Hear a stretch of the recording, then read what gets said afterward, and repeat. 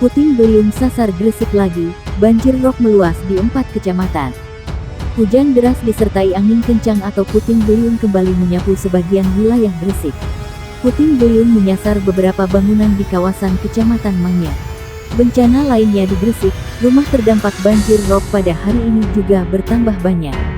Informasi yang dihimpun dari Badan Penanggulangan Bencana Daerah BPBD Pemkab Gresik, dari laporan sementara, peristiwa puting beliung setidaknya terjadi di 4 lokasi di Jalan Raya Manyar, yakni 1 atap kanopi PT Angkasa Steel, 1 warung makan, dan 2 warung kopi.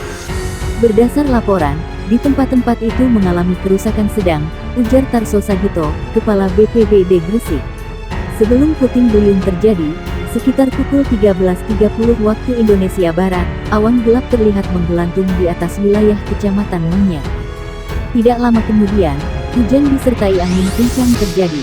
Peristiwa itu berlangsung cepat sekali dan tidak lama. Beberapa warga dan pengguna jalan pun sempat kaget. Beruntung tidak ada korban jiwa. Sementara itu, pantauan pasang air laut di wilayah perairan Gresik lebih tinggi dibandingkan sehari sebelumnya.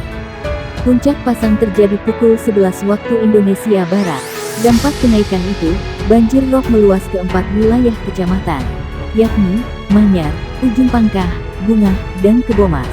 Sebanyak 280 rumah warga tergenang dengan ketinggian air 15-20 cm.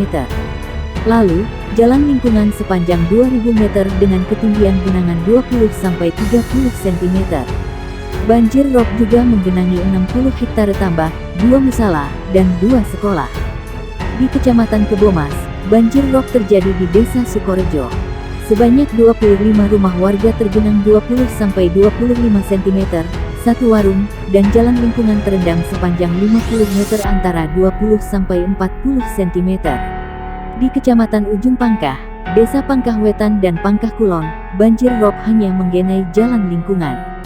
Lalu, di Kecamatan Bungah, kembali sejumlah desa terdampak, tepatnya, di wilayah Mengare, yakni, Desa Tajung Widoro ada 20 rumah, tempat pelelangan ikan TPI, dan jalan lingkungan tergenang.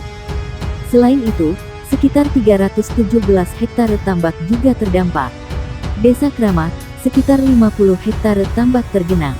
Bahkan, tanggul tambak yang berbatasan langsung dengan laut dalam kondisi kritis.